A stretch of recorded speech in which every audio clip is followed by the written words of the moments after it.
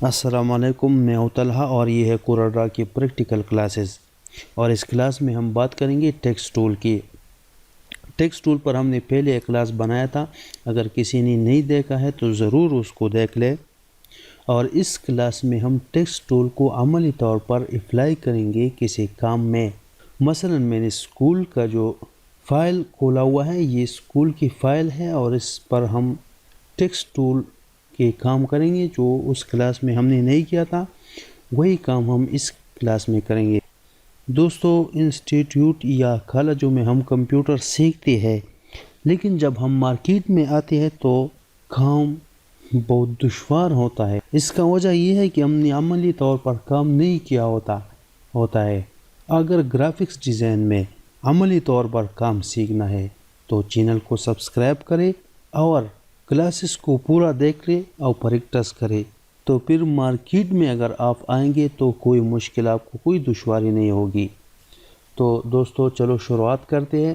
دوستو یہ فائل ہے، اسکول والے ڈیمانڈ کرتے ہیں کہ ہمارے نام کو گولائی میں لکھا جائے، تو گولائی میں کس طرح ٹیکسٹ کو ہم گول کس طرح کریں گے، تو چلو دیکھتے ہیں۔ ہم نے ٹول بار میں ایلپس ٹول پر کلک کیا اور اس کو ہم نے یہاں ڈرا کیا۔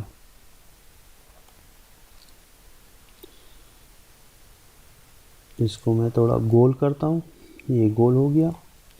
اب یہ اسکول کا جو نام ہے ہم نے اسے گول کرنا ہے، تو میں نے اس پر کلک کیا اور ٹیکسٹ ٹول، اب کورل کی مینیو بار میں ٹیکسٹ مینیو جو ہے اس پر میں نے کلک کرتا ہوں تو ایک ڈراپ ڈاؤن مینیو کھل گیا۔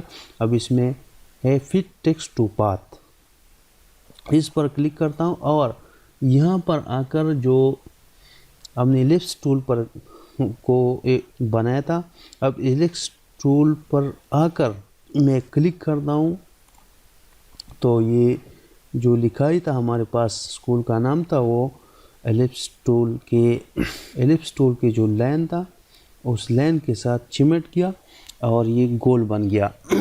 یہ بہت ایزی اور بہت آسان ہے۔ ہم نے یہ کام کیا ہم نے یہ کام کیا ٹیکسٹ سے، فٹ ٹیکسٹ ٹو پاتھ سے، تو اس میں کوئی مشکل نہیں ہے دوستو۔ اب ہم نے اس لکھائی سے اس لائن ایلپس ٹول کو ختم کرنا ہے، تو ایلپس ٹول پر کلک کر کے اگر ہم نے اسے کی بورڈ سے ڈیلیٹ کریں گے تو اس کے ساتھ ہم نے جو لکھائی کیا تھا، گول کیا تھا، وہ بھی ختم ہو گیا۔ کنٹرول زی کرتا ہوں۔ اب اس کو ختم کرنے کے لیے ہم اسے کرپ کریں گے، ہم اس کو کرپ کہتے ہیں۔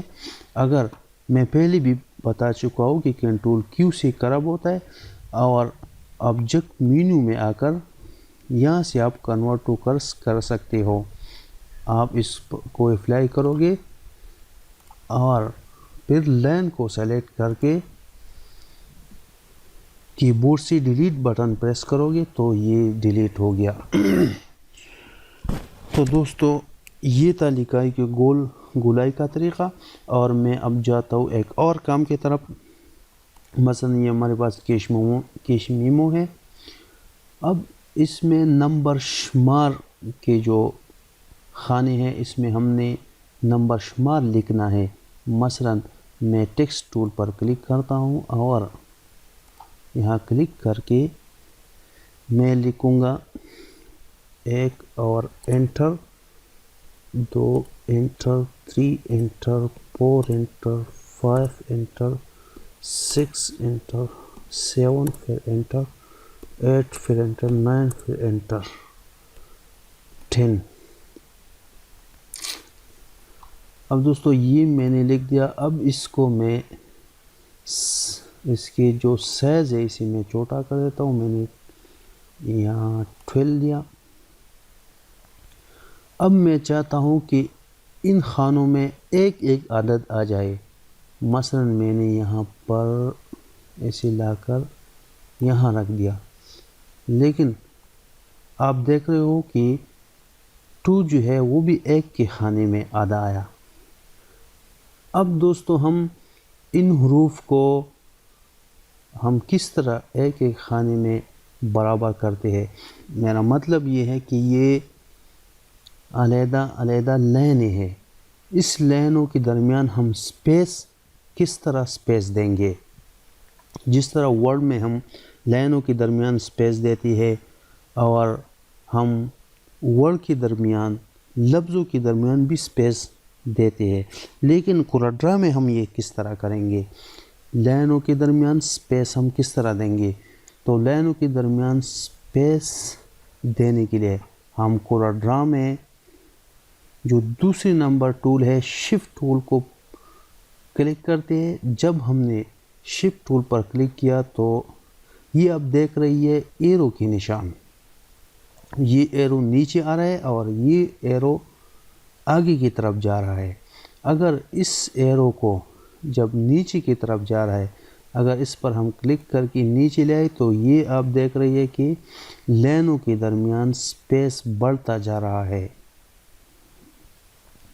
اور جو کونوں میں ایک ایک لائن برابر ہو گیا، یہ جو خانوں میں ایک ایک لائن برابر ہو گیا تو اسی میں یہاں چھوڑ دیتا ہوں۔ تو دیکھو بھائی کہ خانوں میں ایک ایک حرف جو ہے نا وہ برابر ہو گیا۔ تو اسی طرح ہم سپیس دیتے ہیں لائنوں کے درمیان۔ میں واپس اپنے کام کی طرف آتا ہوں جو ہم نے فائل بنا رہے تھے۔ تو اب ہم یہاں بھی نام لکھیں گے، مثلا یہاں میں بھی نام لکھ دیتا ہوں۔ اب یہ اقبال پبلک ہائی اسکول جو ہے نا یہ میں نے لکھ دیا یہاں پر، یہ اسکول کا نام ہے، لیکن میں پبلک ہائی اسکول اس کو میں نیچے کرتا ہوں تو یہاں پر کلک کر کے میں انٹر کرتا ہوں۔ جب میں نے انٹر کیا تو یہ لائن نیچے آیا۔ اب میں کہتا ہوں کہ یہ دو لائنیں علیحدہ علیحدہ ہو جائے، یہ نام کا اور یہ دوسرا نیچے جو لائن ہے یہ دونوں علیحدہ ہو جائے۔ تو ہم دو لائنوں کو کس طرح علیحدہ کریں گے؟ پہلے میں بتا چکا ہوں کہ کسی دو تین آبجیکٹ کو اگر آپ نے علیحدہ کرنا ہے تو ہم بریک اپارٹ کمانڈ کو استعمال کریں گے اور کنٹرول کے اس کا شارٹ کٹ ہے کی بورڈ سے، اور اگر آپ آبجیکٹ پہ آ جائے تو یہاں بریک اپارٹ کا کمانڈ ہے۔ ہم بریک اپارٹ پر میں کلک کرتا ہوں تو یہ دیکھو یہ علیحدہ ہو گیا اور یہ لائن یہ علیحدہ ہو گیا۔ اب اس لکھائی کو میں نے تھوڑا چھوٹا کرنا ہے، تو چھوٹا کرنے کے لیے فونٹ سائز پر آ کر اسے تھوڑا چھوٹا کریں، یہ تو اور بھی بڑھ گیا۔ چلو میں کی بورڈ سے 30 دیتا ہوں، یہ چھوٹا ہو گیا۔ اب اس کو بڑا کرنے کے لیے اس میں بڑا کر دیتا ہوں، یہ بڑا ہو گیا۔ تو یہاں میں جاتا ہوں پہلے جو کیش میمو پر ہم نے لائنوں کے درمیان سپیس دیا تھا۔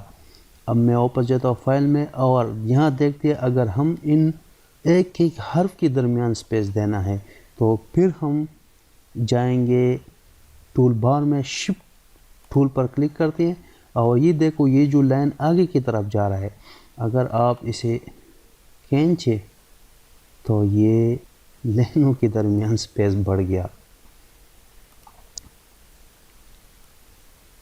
اسے میں تو آپ اسے بولڈ کر سکتے ہیں، اٹالک کر سکتے ہیں، انڈر لائن بھی کر سکتے ہیں۔ میں انڈر لائن کو ختم کر دیتا ہوں۔